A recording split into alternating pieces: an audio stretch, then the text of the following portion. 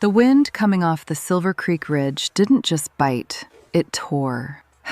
It carried the sharp, unforgiving edge of a November nor'wester, sweeping down through the bare branches of the cottonwoods and slamming against the weathered clapboards of Clara Finch's diner. Above the door, the hand-painted board, Millie's Kitchen, crossed out in faded black paint and replaced with Finch's Place, rattled on its iron hooks like a warning. Inside, the room smelled of wood smoke, rendered lard, and the deep, earthy richness of simmering beef and dried sage.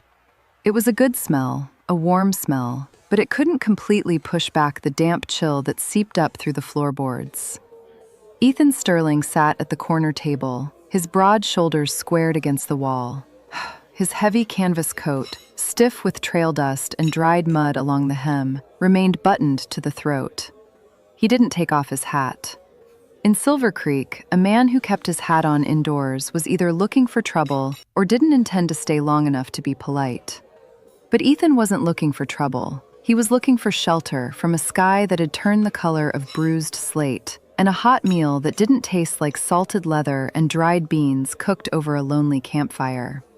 He stared down at the ceramic bowl in front of him. The broth was dark, glistening with a thin, perfect layer of fat that caught the amber light of the tallow candle. A single carrot, cut thick and tender, floated beside a tender chunk of neck beef that had given way under the spoon without a fight. He took a slow breath, inhaling the steam. It hit him behind the eyes, a sudden, sharp ache that he hadn't felt in 5 years. Not since the winter he buried his mother behind the lean-to in the far territory, back before the silence settled into his bones like frost. "From the day my mother passed, I haven't tasted anything like this," Ethan said, his voice low, gravelly, and carrying the unhurried cadence of a man who spent weeks speaking only to his horse.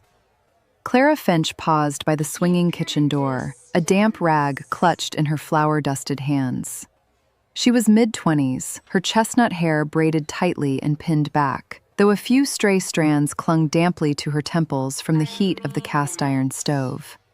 Her face was flushed, her eyes shadowed by exhaustion, but when she looked at him, there was no fear in her expression, only a quiet, defensive wariness.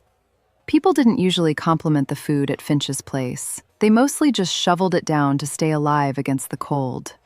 "It's just beef, onions, and whatever root vegetables survived the early frost," Clara said evenly, her voice lacking the practiced cheer of a town waitress. "Salt, black pepper, and a bay leaf. Nothing fancy." "Fancy usually ruins a good pot," Ethan replied.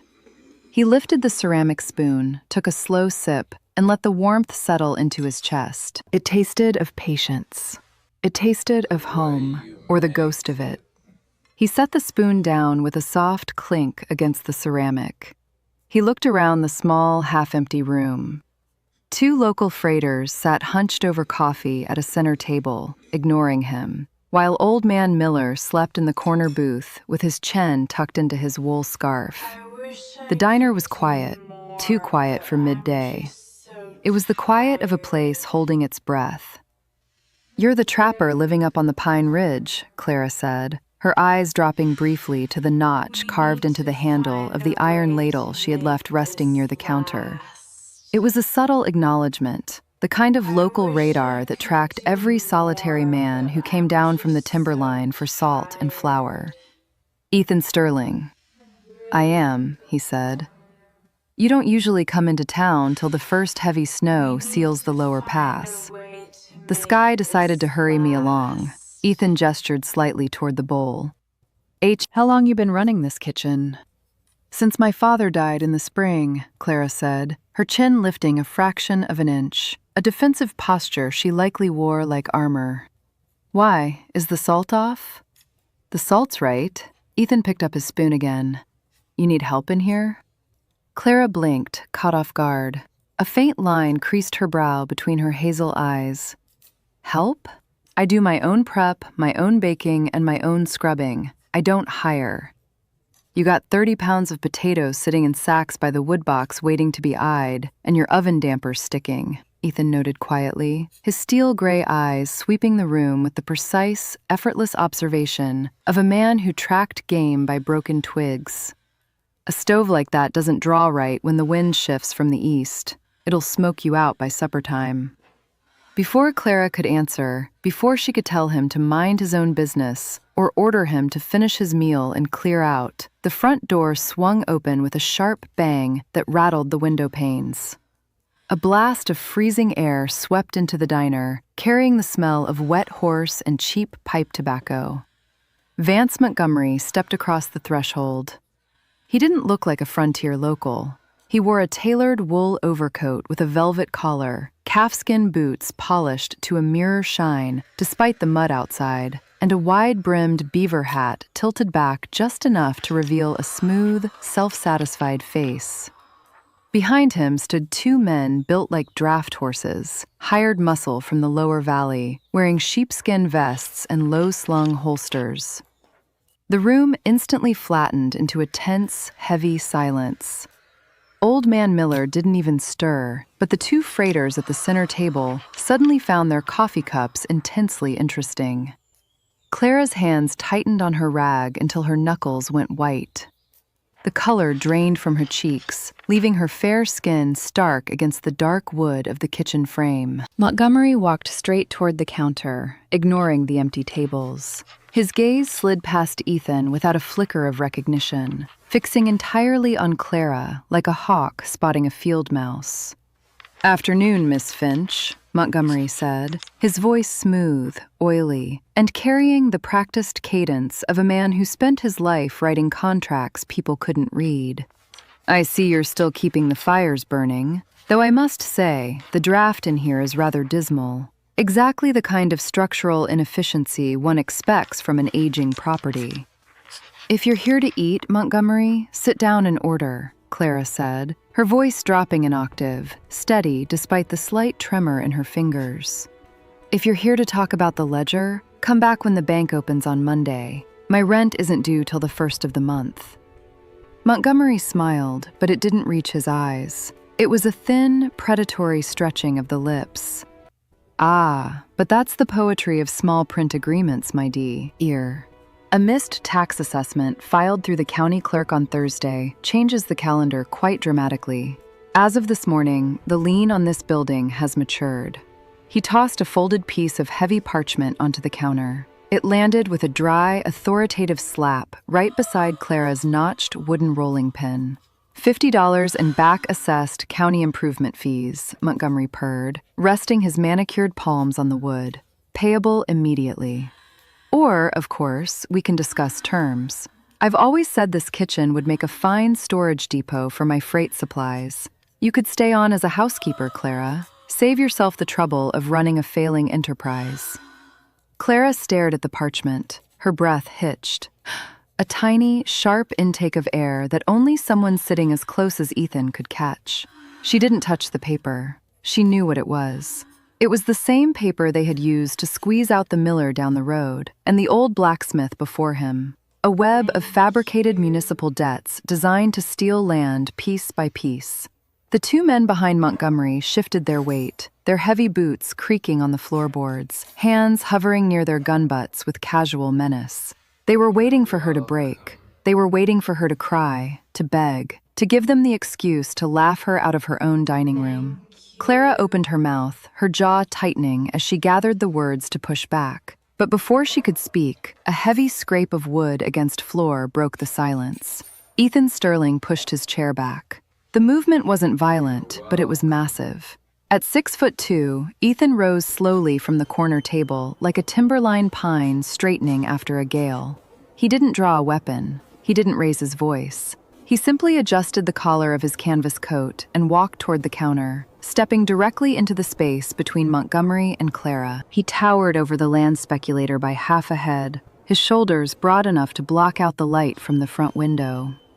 Montgomery blinked, his smile faltering as he had to tilt his head back to look up into Ethan's weathered, unreadable face. "And who in God's name are you? A transient trapper?" Ethan didn't answer right away. He reached out a large, calloused hand, hands scarred from skinning knife slips and heavy trace chains, and picked up the parchment lien from the counter. He didn't read it. He simply folded it once, twice, neatly down the middle, and held it out toward Montgomery. "You dropped your trash on a clean counter," Ethan said softly. His voice was like grinding stones, flat and low, carrying a terrifying absolute stillness. "Pick it up and take it outside." Montgomery's face flushed a mottled red, his oily composure cracking under the sheer physical weight of the man standing before him. "Listen to me, you mountain tramp. This is a legal matter between—" "I said," Ethan interrupted, his gray eyes narrowing just a fraction, locking onto Montgomery's pupils with the cold focus of a predator deciding whether a trespasser was worth the energy. "Pick it up." The two hired thugs behind Montgomery stepped forward, hands dropping decisively to their holsters, their mouths parting to issue a threat. Ethan didn't look at them. He didn't even twitch. But the absolute stillness of his body, the way his weight shifted onto his balls of his feet, ready to spring like a cougar, made the two thugs freeze halfway across the room. There was something in the way Ethan stood, something ancient and lethal hidden beneath the trail dust, that told them instantly, this man doesn't miss. Montgomery swallowed hard, his throat working convulsively. He snatched the folded parchment off Ethan's palm, his fingers trembling slightly. "You're making a grave mistake, Sterling," Montgomery hissed, backing away toward the door with his thugs shadowing his retreat. "The law doesn't care about your muscle. This building belongs to the ledger, and the ledger belongs to me. We'll be back on Monday with the sheriff." "Bring a shovel," Ethan said quietly. "You'll need it." The door slammed shut behind them, the glass rattling violently in its frame as the wind seized the handle and locked it tight. Inside the diner, the air hung thick and heavy. The two freighters at the center table quietly laid down exact change for their coffee, stood up without a word, and hurried out the side exit into the snow. Clara stood behind the counter, her hands resting flat on the wood, her chest rising and falling in rapid, shallow breaths. She stared at Ethan, her hazel eyes wide, a storm of shock, anger, and terrifying gratitude swirling in their depths. "You shouldn't have done that," she whispered, her voice shaking despite her best efforts. "Vance Montgomery owns half the county council. The sheriff eats out of his hand. Now he's going to make you a target too." Ethan picked up his ceramic bowl, which was still lukewarm, and took another calm spoonful. He chewed slowly, swallowed, and then looked straight into her eyes. "The soup's too good to let a man like that ruin it," Ethan said. He reached into his canvas pocket, pulled out a heavy silver dollar, and dropped it onto the wood beside the iron ladle. "Keep the change, Miss Finch. I'll be back on Monday." He turned, pulled his hat low against the gathering storm, and walked out into the swirling snow, leaving Clara standing alone in the warm, quiet kitchen, with her mother's rolling pin and a heart beating wildly against her ribs. The diner felt entirely too large after Ethan Sterling walked out. The silence he left behind was heavier than the winter draft rattling the window panes. Ara stood at the counter, her fingertips resting on the cold silver dollar he had left beside the notched iron ladle.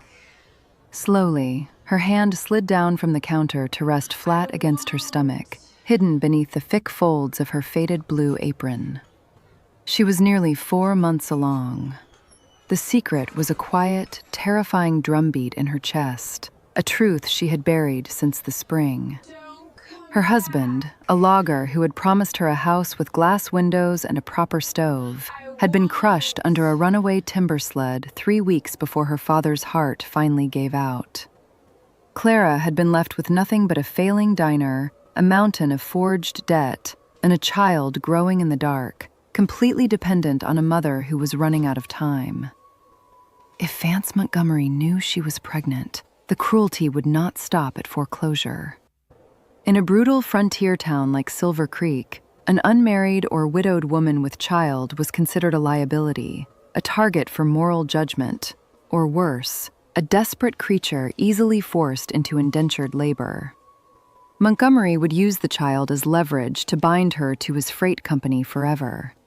She couldn't let that happen. She had to keep the kitchen. She had to survive. But Montgomery didn't wait for Monday. The nor'easter that had been threatening the valley finally broke over Silver Creek just after sundown on Saturday night. The wind howled like a wounded animal, driving horizontal sheets of snow that instantly erased the wagon ruts on Main Street. Clara was in the back, banking the stove coals for the night, when the heavy thud of boots shook the front porch. Before she could reach the dining room, the front door was kicked open. Snow swirled across the floorboards. Vance Montgomery stood in the doorway, wrapped in his heavy wool coat. Beside him was Sheriff Tate, a man whose badge was entirely funded by Montgomery's land acquisitions. Behind them stood the same two hired thugs from that afternoon. "It's Saturday night," Clara said, her voice trembling as a blast of freezing wind hit her face. "You said Monday." "I reconsidered, Miss Finch," Montgomery said, stepping into the room and letting the thugs slam the door shut against the storm. "With the weather turning, the county inspector and I determined that this building's structural integrity poses an immediate hazard to the public. The roof could collapse under the snow. For your own safety, the property is being condemned and seized, effective immediately." Sheriff Tate didn't look her in the eye. He pulled a rolled piece of canvas from his coat and nailed it to the wooden pillar near the counter with a single, deafening strike of a hammer. Condi, MNED, ***. "You can't do this," Clara breathed, her hands instinctively moving to shield her stomach before she forced them down to her sides. "I live in the back room. You're throwing me into a blizzard." "I offered you a position, Clara," Montgomery said, his voice dropping into a tone of false, venomous pity. "You chose to rely on the protection of a transient mountain tramp instead of being reasonable. The town council has spoken. You have exactly 2 minutes to gather your personal effects and vacate." "Where am I supposed to go?" Clara cried, her voice cracking. "The hotel won't take a woman without a male escort, and you know it." "That sounds like a personal misfortune," Montgomery replied smoothly, turning his back to her. "Sheriff, ensure she leaves nothing that belongs to the property." They gave her no time. One of the thugs roughly grabbed her arm, his grip bruising her flesh through her thin cotton sleeve, and shoved her toward the back room. Clara gasped, stumbling, her hands flying out to catch herself against the doorframe to protect her belly. Panic, cold and sharp, flooded her veins. She grabbed a frayed wool satchel from her cot. With shaking hands, she threw in the only things that mattered: her mother's wooden rolling pin, a loaf of wrapped bread she had baked that morning, and, snatching it from the counter on her way out, the notched iron ladle. It was heavy, a piece of solid iron that felt like the only real defense she had left. She pulled on her thin winter coat, wrapping her faded blue apron tight around her waist as an extra layer against the biting cold. The thug grabbed the back of her coat and physically shoved her out the front door. Clara stumbled off the porch, her knees hitting the snow-packed street. The door of her diner, her home, her sanctuary, her only link to her family, slammed shut behind her. The heavy iron deadbolt slid into place with a terrifying clack. She was entirely alone in the dark. The cold was absolute. It bit through her thin boots and her patched coat in seconds. She looked across the street toward the saloon. A few men stood at the window, watching her kneeling in the snow. None of them made a move toward the door. Montgomery owned their debts, too. To help her was to paint a target on their own backs. The wind shrieked, driving ice crystals into her cheeks like shattered glass. Clara wrapped her arms around her stomach. "My baby," she thought, a sob tearing at her throat. "I can't let him freeze. I can't." She had no money for a stagecoach out of town. The lower pass was already buried. There was only one direction left, and it was a gamble that bordered on suicide. The Pine Ridge. Ethan Sterling had told Montgomery to bring a shovel. He had stood between her and ruin without being asked. He was the only man in 100 miles who wasn't afraid of Vance Montgomery. Clara forced herself to her feet. The satchel felt like it weighed 50 pounds, but she gripped the strap and turned her back on the town, walking toward the tree line where the mountain trail began. The trek up the ridge was an agonizing blur of pain and whiteout conditions. The trail, steep and winding, was completely buried. Clara had to use the tree trunks to pull herself upward, her fingers going numb, her breath rattling in her chest. Every step was a battle against gravity and the freezing wind that tried to push her back down into the valley. She walked for what felt like hours. Her feet were no longer part of her body. They were dead weights dragging through the drifts. The cold seeped through the blue apron, wrapping around her stomach like an iron band. "Please," she prayed, her lips too cracked to form the words aloud. "Just a little further. Just let there be a fire." Her foot caught on a buried root. Clara fell hard, the satchel slipping from her shoulder. She hit the snow, her cheek pressing against the ice. She tried to push herself up, but her arms simply refused to work. The exhaustion was a heavy, suffocating blanket, whispering for her to just close her eyes and sleep. It would be so warm to just sleep. Through the haze of the blizzard, a faint amber blur flickered in the darkness. Light. Clara dragged her head up. 20 yards away, partially shielded by a massive rock outcropping, stood a stone and timber cabin. Smoke was violently tearing away from its chimney into the wind.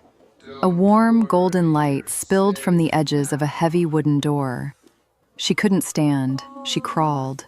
She dragged herself through the thigh-deep snow, clutching the satchel to her chest, her breathing coming in shallow, ragged gasps. When she finally reached the small, covered porch, she had no strength left to stand and knock. Clara collapsed against the heavy wooden door, her fist weakly thumping against the timber once, twice, before her arm fell limp. She curled into a tight ball, her hands desperately covering her stomach to share whatever fading warmth she had left with her unborn child. The wind roared, drowning out all sound. The cold finally reached her heart, pulling her down into darkness. But then the heavy timber shifted. The door opened.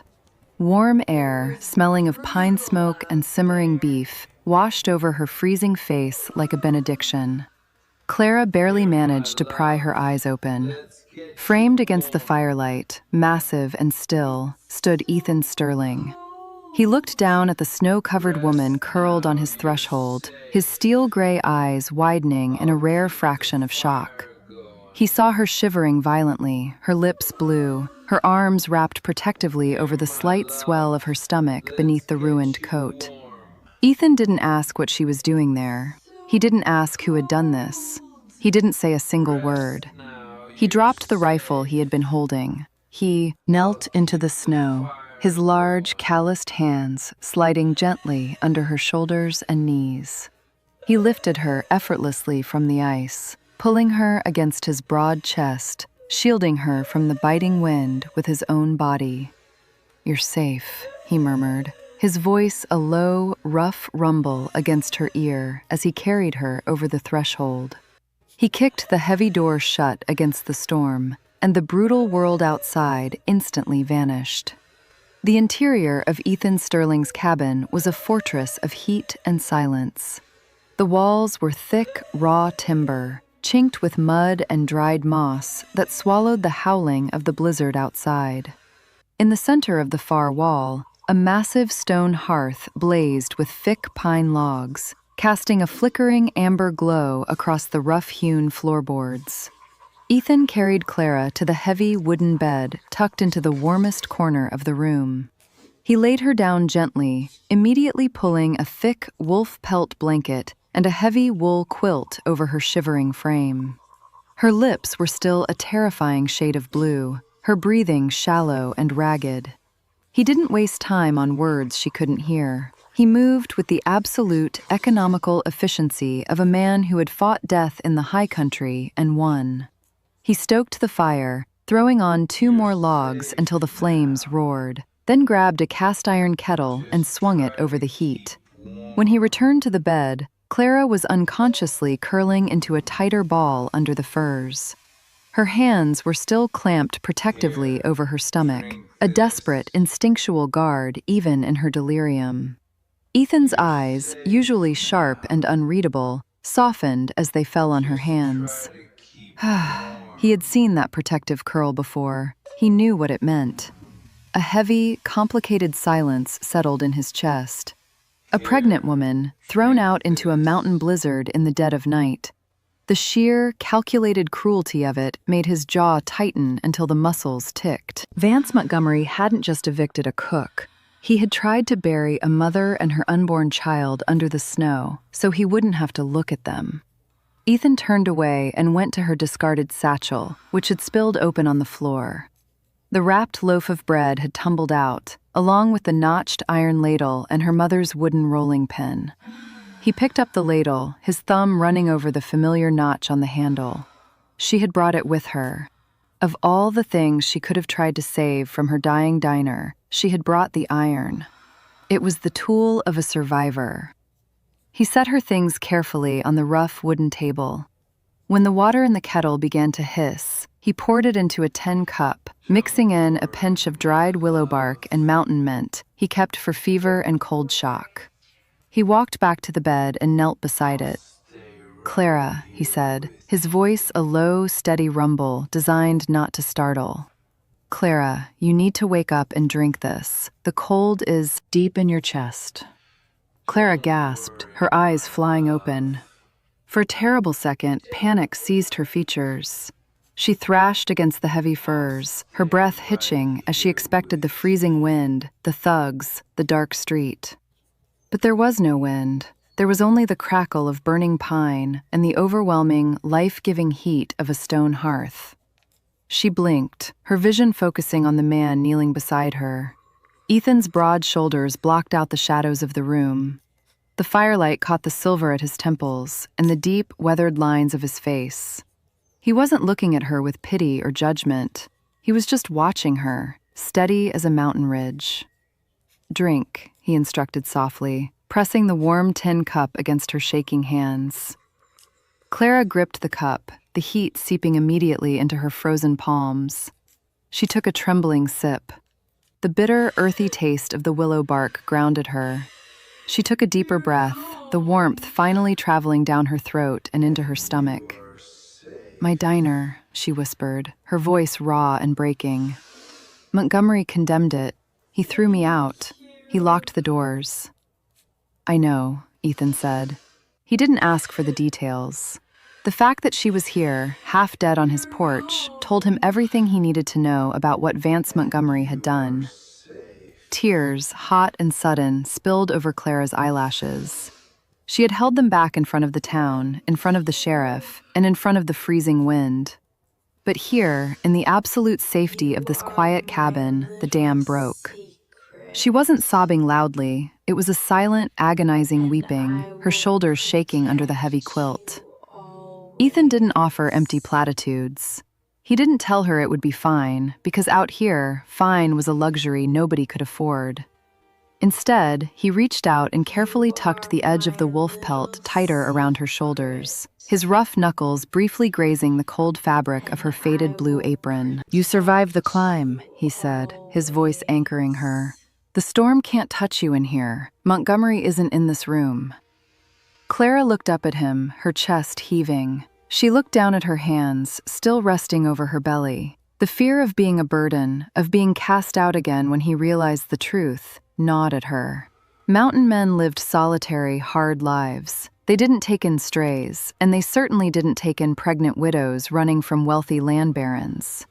She took a shaky breath, deciding she would rather be thrown out now than lie to the only man who had shown her mercy.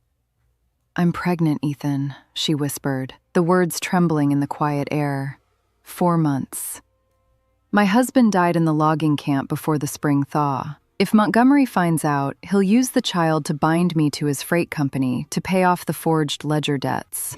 I have nothing left. If you let me stay the night, I'll walk back down in the morning. I won't bring his trouble to your door." Ethan stared at her. The fire popped, sending a shower of orange sparks up the stone chimney. He didn't flinch. He didn't pull away. He looked at her hands guarding her stomach, and then back up to her tear-streaked face. The thought of this woman, exhausted, grieving, and carrying a child, forcing herself up a deadly mountain pass because she had nowhere else to turn, sparked a quiet, dangerous fire deep in his chest. "You're not walking down that mountain tomorrow," Ethan said, his tone absolute. "But Montgomery..." "Montgomery is a coward who uses paper to do his killing," Ethan interrupted smoothly. He reached over to the table and picked up the ceramic bowl of venison stew he had been keeping warm near the hearth edge. He brought it to her, along with a wooden spoon. "You're eating for two. Eat." Clara stared at the bowl. The rich smell of the meat and broth made her stomach clench with sudden, violent hunger. She hadn't eaten since yesterday morning. She took the bowl with trembling hands and took a bite. It was hearty, simple, and incredibly warm. Ethan pulled a rough-hewn chair to the side of the bed and sat down. He picked up a piece of leather harness and a bone needle, turning his attention to mending a broken strap, giving her the privacy to eat without feeling watched. But his presence was a physical weight in the room, a barrier between her and the brutal world outside. "I don't have money to pay you for the food or the room," Clara said softly between bites, her pride demanding she say it. "I only have my baking tools, but I can cook for you. I can keep this cabin clean until the snow breaks." Ethan paused his sewing. He looked at the firelight dancing across her exhausted face, at the gentle rise and fall of her chest under the heavy furs. He thought of the empty, howling years he had spent on this ridge, waiting for something to make the quiet bearable, because a man who closes his door to a freezing mother doesn't deserve to have a fire, Ethan said simply. Clara didn't hear the end of the sentence. The warmth had completely enveloped her, and she slipped into a deep, dreamless sleep. Ethan sat in the chair for a long time after she was asleep. He finished mending the harness. Then he stood up, walked over to the corner, and picked up his Winchester repeating rifle. He checked the action, a smooth, quiet metallic slide, and wiped the barrel with an oiled rag. He pulled the chair away from the bed and positioned it dead center in the room, facing the heavy timber door. He sat down, resting the rifle across his knees. Outside, the blizzard continued to scream against the mountain, burying the tracks Clara had made, sealing them off from the town below. Montgomery would realize she wasn't dead in an alley somewhere. Eventually, the snow would stop, the lower pass would clear, and the sheriff would come looking to finish the job. Ethan leaned back in the wooden chair, his gray eyes fixed on the door latch. He had spent 5 years avoiding the world. Now, the world was coming to his threshold. Let them come, he thought. The fire in the hearth snapped, casting long, protective shadows across the room. Let them come. Clara woke to the smell of pine resin and the rhythmic, hollow thwack of an axe biting into wood somewhere outside. For a disorienting second, she braced herself, her hands flying to her stomach, expecting the freezing floorboards of her back room in the diner and the sound of Montgomery's men at the door. But the air touching her cheeks was thick with heat. She blinked, her eyes adjusting to the morning light filtering through a single frost-rimmed window pane. She was in the heavy wooden bed. The wolf pelt blanket was tucked securely around her shoulders. Across the room, the stone hearth was expertly banked, radiating a steady, comforting warmth that kept the brutal mountain winter entirely at bay. Clara sat up slowly. Her muscles ached, a deep, bruised feeling from the desperate climb through the snowstorm, but the terrifying numbness in her extremities was gone. She looked down at her stomach, resting a hand there. We made it, she thought, the realization hitting her with a wave of profound, shaking relief. Ethan Sterling was nowhere in the room. He had left her to sleep in peace, but the evidence of his care was everywhere.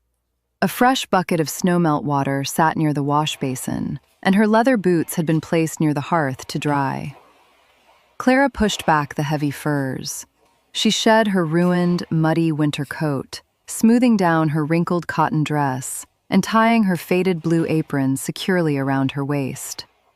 The apron was a piece of her old life, a shield that made her feel like herself. She walked to the wash basin, splashed cold water on her face, and braided her chestnut hair tight against her scalp. She turned to the small kitchen area built along the timber wall. It was sparse, practical, and incredibly neat for a man living alone. Sacks of flour and cornmeal were stacked on a dry shelf. There was a tin of rendered lard, salt, dried apples, and a haunch of smoked venison hanging from a ceiling hook.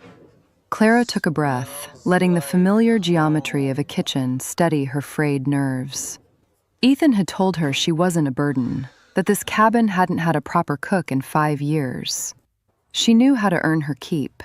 She knew how to make a space hers through the simple, undeniable alchemy of food. She opened her satchel and pulled out her mother's wooden rolling pin and the heavy, notched iron ladle she had carried up the mountain. Setting them on the scrubbed wooden table felt like planting a flag. She went to work. An hour late, the heavy timber door creaked open, letting in a swirl of brilliant white light and a blast of frigid air. Ethan stepped inside, carrying an armful of split pine logs. He kicked the door shut with the heel of his boot and turned to the room, shaking the snow from his broad shoulders. He stopped, dead in his tracks. The cabin smelled of hot, rendered fat, toasted flour, and the sweet, caramelized scent of rehydrated apples. Clara stood by the cast-iron stove, her cheeks flushed pink from the heat, expertly flipping a thick, golden flatbread in his heavy skillet. On the table, a stack of hot biscuits steamed beside a tin plate of sliced, seared venison. Ethan stared at the table, then at her. For a man who rarely showed surprise, the absolute stillness of his posture spoke volumes. The lonely, hollow echo that had lived in this cabin for half a decade had been entirely pushed out by the aroma of a home-cooked meal.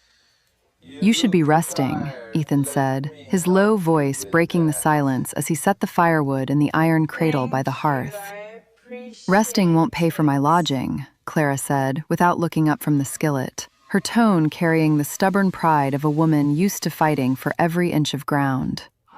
"And bread dough doesn't care if you're tired. It needs working." She reached for the heavy iron skillet to shift it off the hottest part of the stove. But before her fingers could close around the handle, Ethan's large, calloused hand covered hers. Clara froze. His skin was rough, carrying the chill of the outdoors, but his touch was incredibly gentle. He didn't snatch the pan, he simply took the weight of it from her. "I'll do the lifting," Ethan said quietly, moving the heavy iron to the cooler side of the stove effortlessly. He looked down at her waist, a fleeting, respectful glance at the apron covering her pregnancy. "You do the cooking, I carry the iron. That's the arrangement." Clara swallowed, her throat suddenly tight. She wasn't used to men who noticed when a load was too heavy. She was used to men who added to it. She slowly pulled her hand back, nodding once. "All right, the arrangement." They sat at the small wooden table. Ethan didn't rush his food, but he ate with a focused, reverent intensity that told Clara more about his years of isolation than any words could. He broke a hot biscuit, letting the steam rise, and took a bite. He closed his eyes for a fraction of a second, a muscle feathering along his jaw. "It's good," he said simply. From him, it sounded like a declaration of absolute truth. "It's just flour and lard," Clara replied, though a small, genuine smile touched the corners of her mouth for the first time in days. When the meal was finished, Clara reached into her satchel to put her mother's rolling pin away. As she pulled the canvas flap back, a crumpled piece of heavy parchment fell onto the floorboards. She flinched, staring at it as if it were a rattlesnake. It was a copy of the debt ledger notice Montgomery had thrown on her counter, the paper she had shoved into her apron pocket just before the thugs kicked her out. Ethan noticed her physical reaction. He wiped his hands on a cloth, leaned over, and picked up the crumpled paper. He smoothed it out on the table, his steel-gray eyes scanning the dense, ink-heavy legal print. Clara wrapped her arms around herself. "It's a fake. My father paid the county improvement fees in full before he died. I saw the receipt. But Montgomery's men broke into my back room a month ago and stole the strongbox. Without the receipt, this ledger says I owe $50 I don't have. It's how he condemned the property. Ethan didn't speak immediately. His eyes tracked down to the bottom of the page, fixing on the sprawling, overly ornate signature of the county clerk. This signature, Ethan said, his voice dropping in temperature, taking on a hard, dangerous edge. Elias Thorne. Clara looked at him, surprised. Yes, the clerk. Why? 5 years ago, before I moved up to this ridge, I scouted for the Federal Surveyor's Office, Ethan said, tracing a calloused finger over the ink. Thorne was a junior clerk back then. He got caught altering property lines on federal grants to favor a mining syndicate. They couldn't prove it, but he was quietly pushed out of the territory. Ethan looked up, meeting Clara's eyes. If Thorne is signing Montgomery's ledgers in Silver Creek, Montgomery isn't just stealing a diner. He's running a systemic land grab using forged municipal debts. He's likely doing it to every vulnerable property along the creek front. Clara's breath caught. The pieces suddenly slammed together.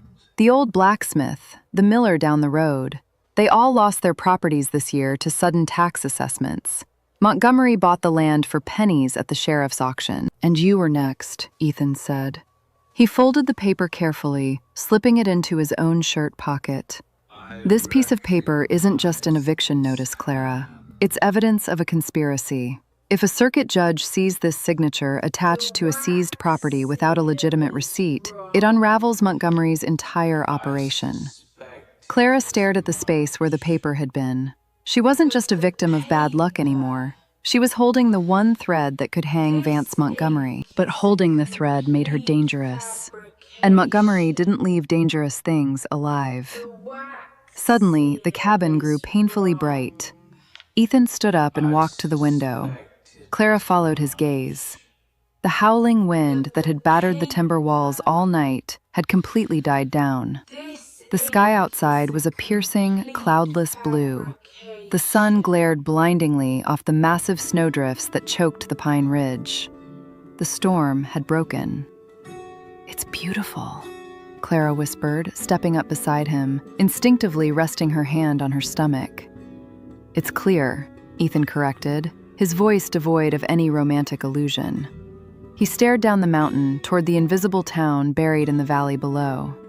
The snow is 3 feet deep. It will take Montgomery and the sheriff 2 days to dig out the lower trail with heavy horses. He turned to look at her, his expression utterly serious, his aura settling into the cold, calculated readiness of a protector preparing for a siege. "We have 48 hours before they come up this mountain to finish what they started." The 48 hours Ethan had predicted turned out to be a generous estimation. Men who made their living stealing land and terrorizing widows did not respect the natural pause of a mountain winter. By nightfall, the wind had picked up again, a low, moaning whistle that rattled the heavy timber beams of the cabin. Inside, the air was thick with the smell of rendered venison fat and simmering root vegetables. Clara had spent the afternoon working, moving with a steady, determined rhythm. If this cabin was going to be a fortress, it was going to be a well-provisioned one. Ethan sat near the hearth, sharpening a long, heavy hunting knife with a wet stone. The rhythmic shh-shh of the steel against the stone was the only sound in the room competing with the crackle of the fire. He had already shuttered the 2 small windows with thick oak planks, bolting them from the inside. He had moved the heavy wooden table closer to the bed, creating a secondary barricade that Clara could crouch behind if the front door gave way. He watched her as she stirred the heavy iron pot. She was exhausted, the shadows under her hazel eyes stark against her pale skin, but she refused to sit down. Her hands, dusted with flour, occasionally dropped to rest protectively over her stomach, a subconscious gesture that tied a tight, invisible knot in Ethan's chest. Suddenly, Clara gasped. She dropped the wooden spoon, her hands flying to her abdomen, her breath hitching sharply. Ethan was on his feet instantly. The hunting knife clattered onto the floorboards.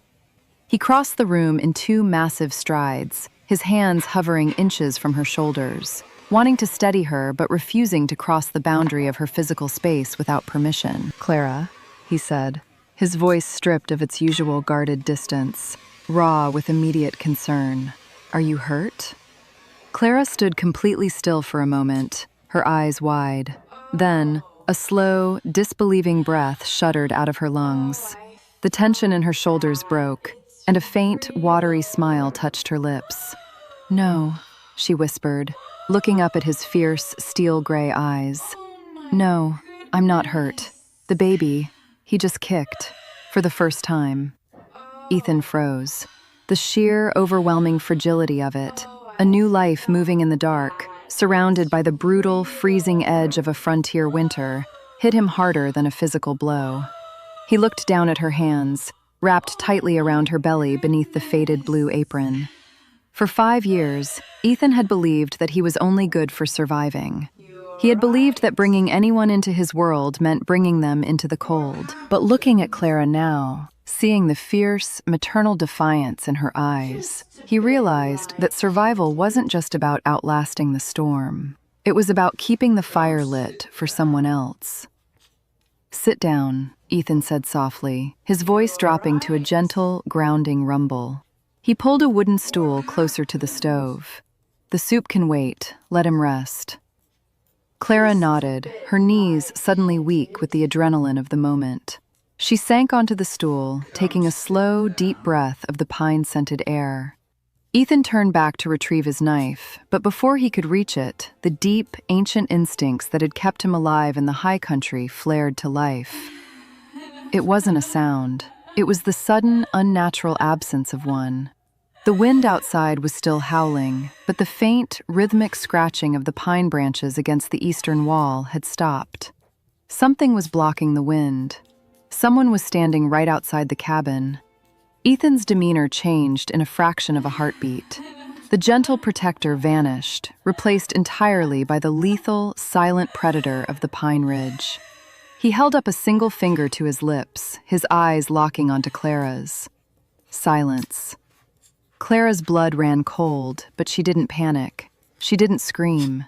She nodded once, her hand slipping down from her stomach to close around the heavy, notched handle of the iron ladle resting on the counter. It wasn't a rifle, but it was solid iron, and she was done being a victim. Ethan moved with absolute economy. He stepped over the floorboards he knew would creak, reaching the oil lantern hanging from the center beam. With a quick twist, he extinguished the flame. The cabin plunged into darkness, illuminated only by the low, angry red glow of the hearth fire.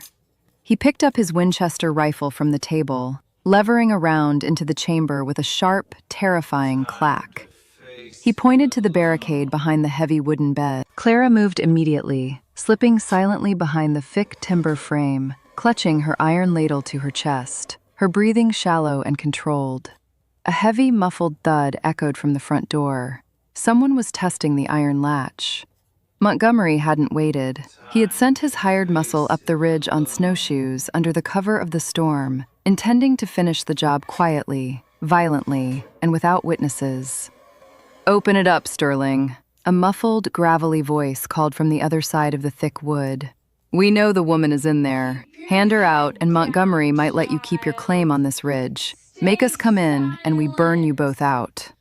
Ethan stood 3 feet from the door, his face a mask of cold, unyielding granite. He didn't bother responding. He knew exactly what kind of men he was dealing with. They didn't negotiate. They intimidated. And when intimidation failed, they used fire. A heavy, rhythmic pounding began. They were using a chopped pine log as a makeshift battering ram against the heavy timber door. The iron hinges groaned, but the crossbeam held firm. Then came the sound Ethan was waiting for, the crunch of heavy boots circling around to the back of the cabin, toward the small, shuttered window near the kitchen. They were trying to flank him. Ethan turned his head. "Stay down," he whispered into the shadows where Clara hid. The front door took another massive hit, the wood splintering inward. At the exact same moment, the rear window shutter exploded inward with a deafening crash of breaking glass and splintering oak. A man in a heavy sheepskin coat shoved his upper body through the broken window frame, a long-barreled Colt revolver gripped in his hand, sweeping blindly in the dim firelight. He didn't see Ethan. He didn't see the barrel of the Winchester swing around. But before Ethan could pull the trigger, the intruder's free hand blindly grabbed the edge of the kitchen counter for leverage. From the shadows, Clara moved. She didn't wait to be rescued. With a fierce, terrifying surge of protective instinct for the child in her womb, she swung the heavy iron ladle with both hands, bringing the notched iron down with bone-crushing force directly onto the wrist of the hand holding the revolver. The man screamed, a high, ragged sound of absolute agony. The Colt clattered to the floorboards. Ethan didn't hesitate. He stepped forward, grabbing the screaming man by the collar of his sheepskin coat, and threw him violently backward out the broken window. The man hit the snow outside with a heavy crunch and didn't get up. Before the men at the front door could react to the scream, Ethan unbolted the heavy crossbeam and kicked the front door open himself. The wind roared into the cabin, sending a flurry of snow and sparks across the floor. Two thugs stood on the porch, holding the makeshift battering ram. They froze in shock as the door flew open, expecting to break in, not to be invited. Ethan leveled the Winchester at the chest of the larger man. The blast in the confined space of the porch was deafening. The man was thrown backward off the steps, tumbling into the deep snowdrift. The second man dropped the log, his hands flying up in panicked surrender. "Wait! Wait! We were just paid to rattle the door!" Ethan stepped out onto the freezing porch, the barrel of the smoking rifle aimed directly at the man's face. The storm whipped at his canvas coat, but he stood completely immovable, a force of nature infinitely more dangerous than the blizzard. "Who set you?" Ethan demanded, his voice cutting through the wind like a rusted blade. "Montgomery! It was Montgomery!" the thug stammered, falling backward onto the snowy boards. "He said the clerk's ledger was up here. He said to burn the cabin and make it look like a winter fire. Just let me go, man." "Tell Montgomery," Ethan said, his voice dropping into a deadly, quiet register that promised absolute ruin, "that if he wants this ledger, he can come to the town hall assembly on Monday and take it from my hand." Ethan struck the man across the jaw with the heavy wooden stock of the rifle. The thug slumped into the snow, unconscious. The ridge went silent again, save for the howling wind. Ethan turned slowly and walked back into the cabin, pulling the splintered door shut and forcing the crossbeam back into place. He turned to the kitchen. Clara was standing near the broken window, her chest heaving, the heavy iron ladle still gripped tightly in her trembling hands. The cold wind was blowing through the shattered glass, tangling her chestnut hair across her face, but she stood her ground. She hadn't cowered. She had fought. Ethan stared at her, the adrenaline of the fight slowly ebbing away, replaced by a profound, awestruck respect. She wasn't just a survivor. She was a warrior in a faded blue apron. He walked over to her, taking off his heavy canvas coat and wrapping it gently over her shivering shoulders. He looked down at the iron ladle in her hand, then up into her fierce, tear-filled eyes. "I told you I'd carry the iron," Ethan murmured, his voice softening, a rare, genuine warmth breaking through the harsh lines of his face. Clara let out a shaking breath, leaning her forehead against his chest for just a second, letting his solid, steady heartbeat ground her. "I'm a cook, Ethan," she whispered, her grip finally loosening on the handle. "I know how to use my tools." Ethan reached up, his rough thumb gently brushing a stray lock of hair from her cheek. "We can't just wait for them to send more men," Clara said, looking up at him, the reality of their situation setting in. "If Montgomery wants that ledger badly enough to burn us alive, it proves what you said. It's the key to everything." "Then we stop waiting," Ethan said. He looked toward the heavy wooden table where the forged ledger was hidden. "We rest tonight. Tomorrow we dig out the trail. On Monday, we take the ledger to Silver Creek, and we burn Montgomery's empire to the ground." Sunday was a day of brutal, freezing labor. The storm had passed, leaving behind a sky of blinding, fractured blue and snowdrifts that swallowed the lower trunks of the pines. Ethan had spent from dawn until dusk breaking a trail down the ridge, his massive shoulders driving a heavy wooden snowplow behind his sure-footed draft horse. Clara had stayed in the cabin, keeping the hearth blazing and baking heavy, unleavened travel bread. She washed her faded cotton dress, scrubbing the mud and ash from the hem, and mended a tear in her blue apron.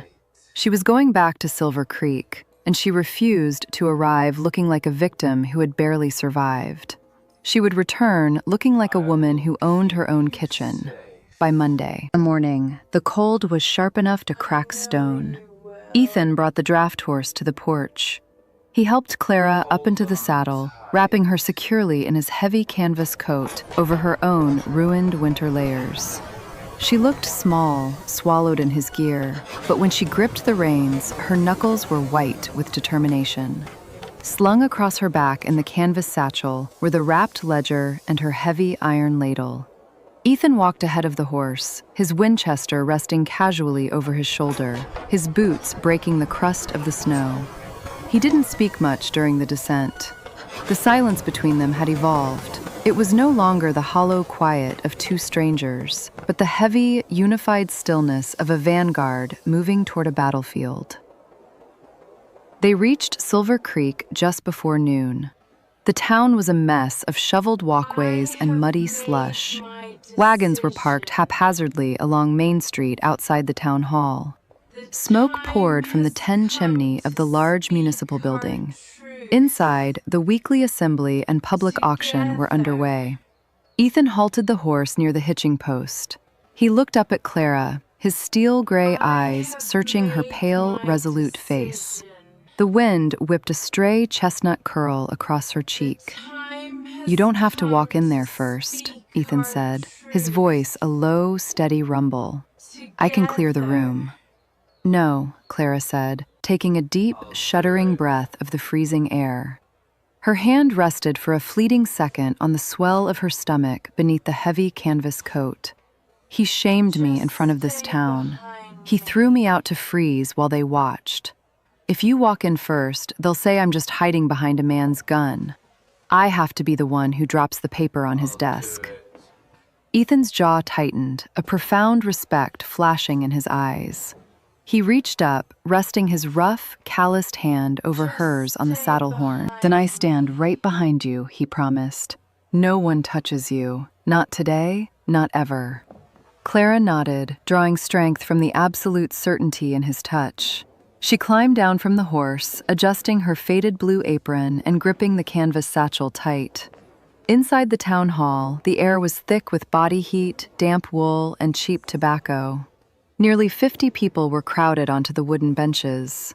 At the front of the room, standing behind a heavy oak podium, was Vance Montgomery.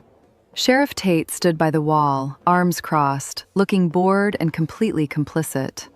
Moving on to the seized assets, Montgomery's oily voice echoed off the rafters, projecting a false civic authority. Lot number 4, the property formerly known as Finch's Diner. Due to severe structural hazards and delinquent municipal fees, the county has condemned the building. I will start the bidding at $40 for the land value alone. A heavy, comfortable murmur rippled through the crowd. Old Man Miller looked down at his boots. The town blacksmith crossed his arms, his face dark with silent anger. Everyone knew the diner was worth 10 times that, and everyone knew Montgomery would be the only one to bid. "Do I hear 40? Montgomery asked, a smug, victorious smile pulling at his lips. The heavy double doors at the back of the hall slammed open with a sound like a rifle crack. The freezing wind rushed in, extinguishing the 2 lanterns nearest the entrance. The entire assembly turned as one. Clara Finch stepped over the threshold. She looked nothing like the broken, freezing woman they had watched being shoved into the snow on Saturday night. She walked with her spine perfectly straight, wrapped in a massive canvas trapper's coat, her faded blue apron visible beneath it. And a half step behind her, casting a shadow that seemed to swallow the doorway, was Ethan Sterling. The room went dead silent. You could hear the hiss of the wood stove in the corner. Montgomery's smug smile vanished. The color drained completely from his face, leaving his skin a sickly, mottled gray. He gripped the edges of the podium so hard his knuckles popped. He had sent 3 armed men up the ridge. He had expected to announce a tragic winter casualty by Wednesday.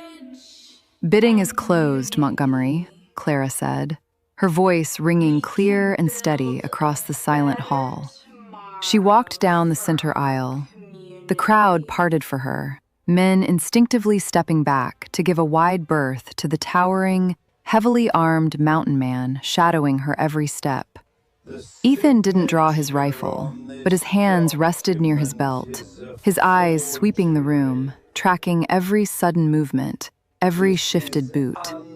He was a coiled spring, and the town felt it. "Sheriff Tate," Montgomery barked, his voice cracking with sudden panic. "Arrest this woman. She is trespassing on municipal proceedings.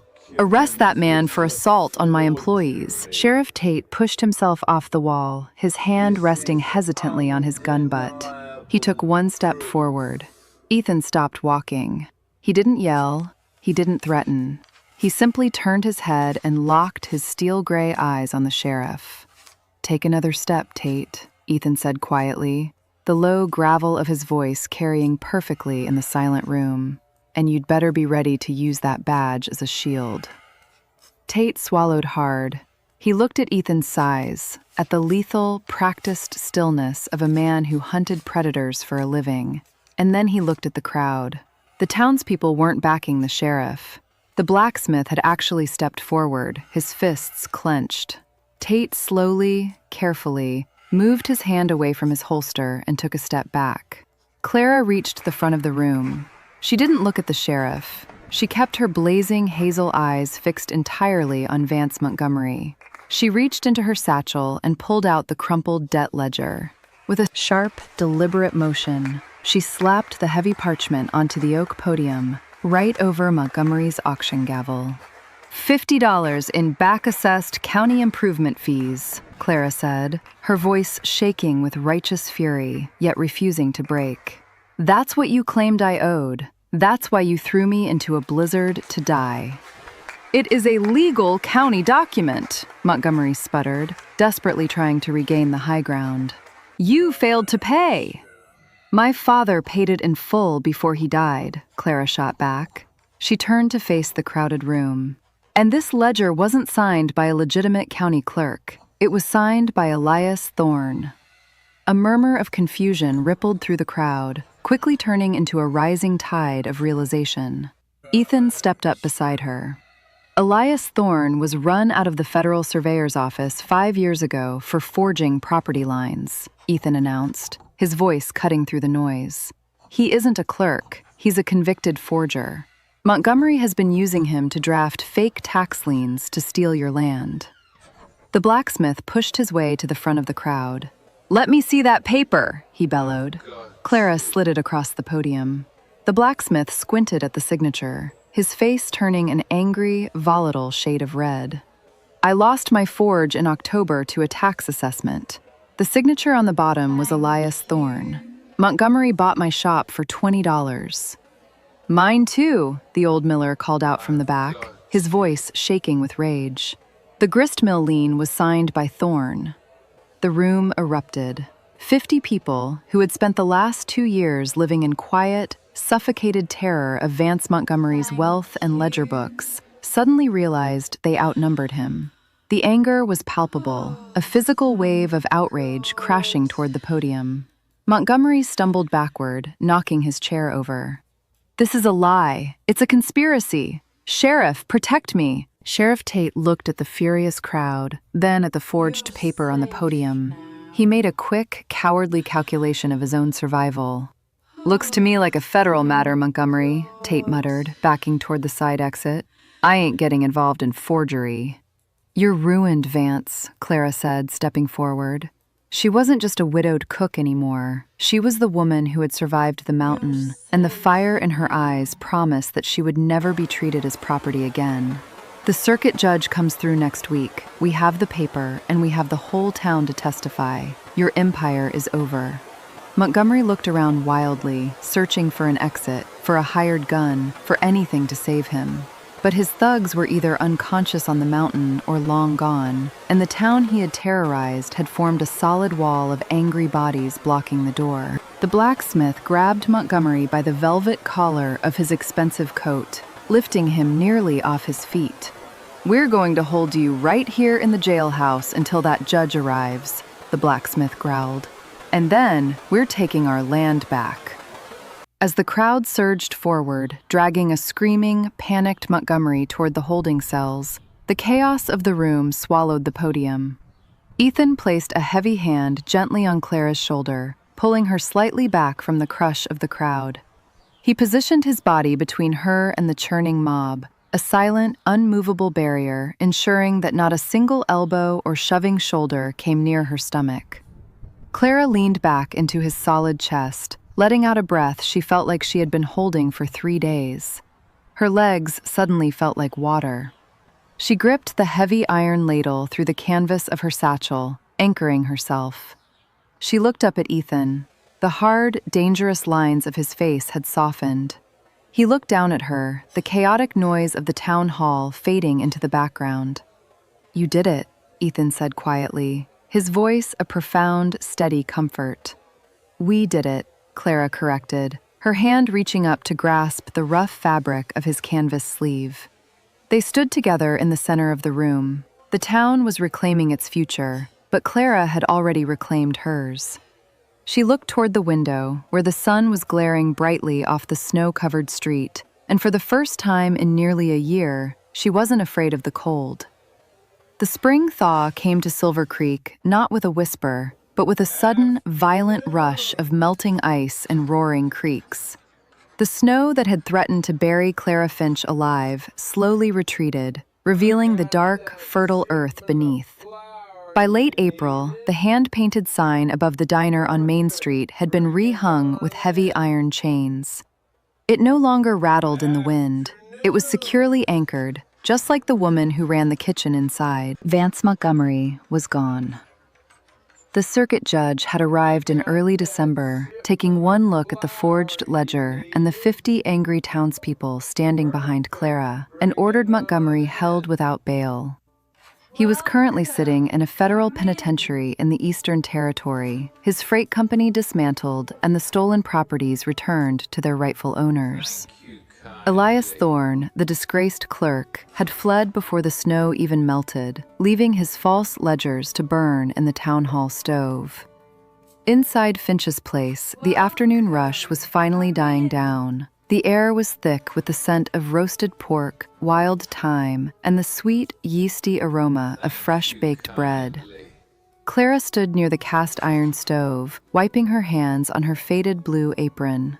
She was 7 months along now, her pregnancy clearly visible, but she moved with a renewed, unshakable vitality.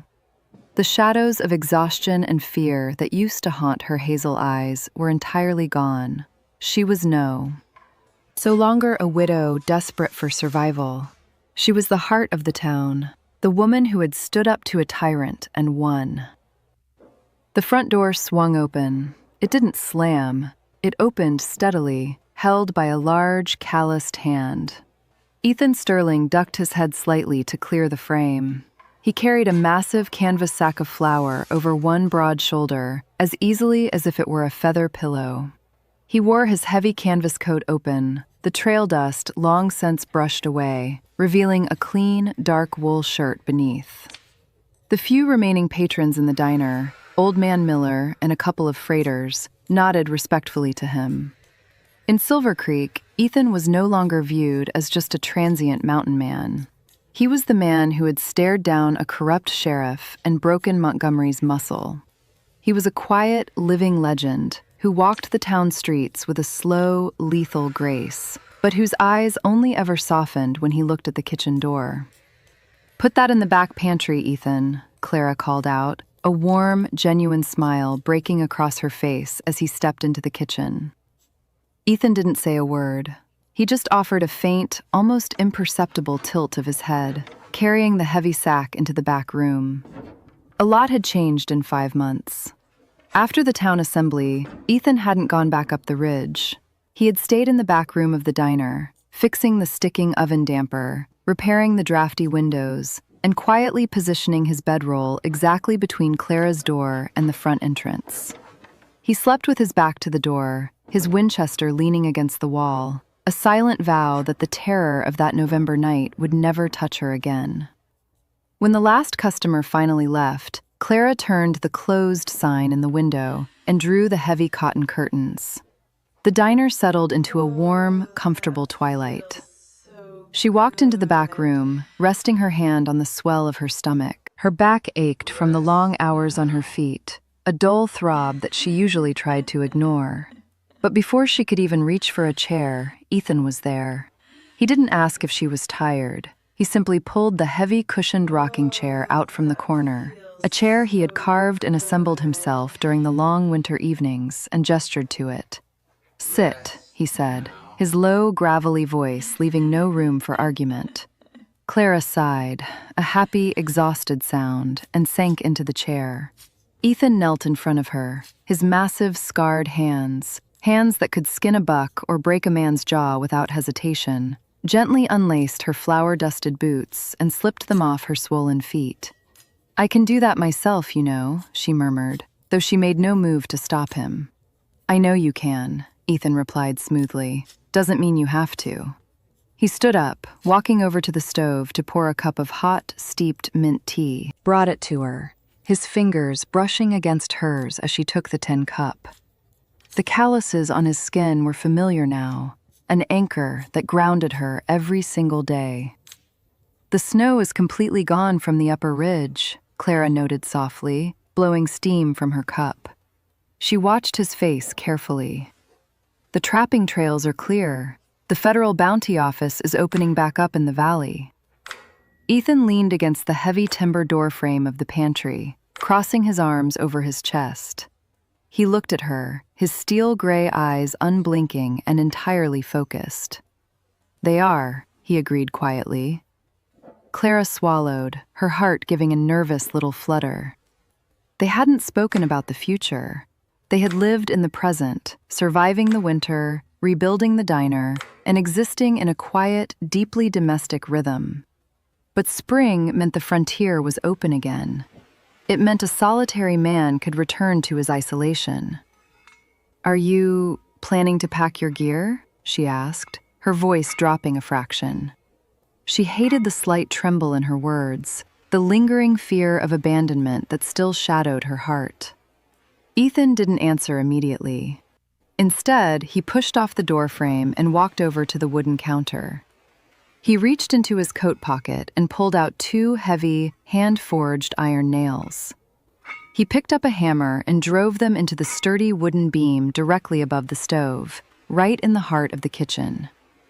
Clara watched, confused, as he set the hammer down. Ethan picked up Clara's mother's wooden rolling pin.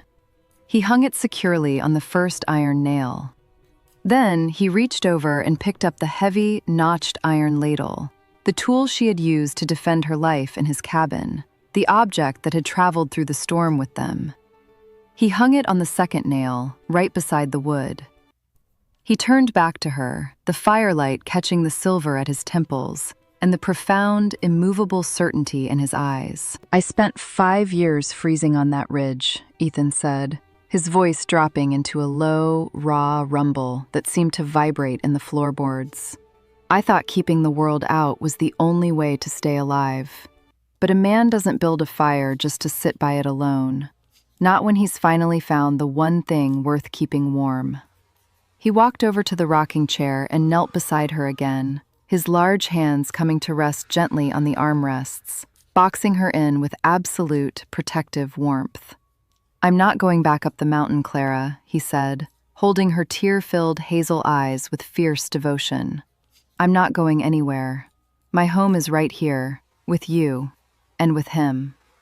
He slowly, reverently moved one rough hand to rest over the swell of her stomach. The baby kicked against his palm, a strong, rhythmic thump. Ethan's breath hitched slightly, his eyes softening into something breathtakingly tender. Clara let out a choked sob, tears of pure, overwhelming joy spilling over her eyelashes. She reached out, her hands framing his weathered, rugged face, feeling the faint, faded scar near his jaw. She leaned down and pressed her forehead against his, breathing in the scent of pine resin and clean wool that always clung to him. "You saved my life, Ethan," she whispered against his skin. "You opened that door when the whole world wanted me to freeze." "You saved mine the second you walked through it," he murmured, turning his head just enough to press a deep, lingering kiss into the palm of her hand. Outside, the frontier town of Silver Creek was quiet, the muddy streets settling under the spring moon. But inside the kitchen, the fire burned bright and steady. The woman who had been cast out, hunted, and treated as property had finally found her sanctuary. And the lonely mountain man, who had spent his life fighting the brutal cold, had finally found the one safe place he would defend until his last breath. They didn't need a massive cabin on a ridge to be safe. They had each other. And as Ethan wrapped his arms around her, pulling her against his broad, unyielding chest, Clara knew, with absolute certainty, that they would never be cold again.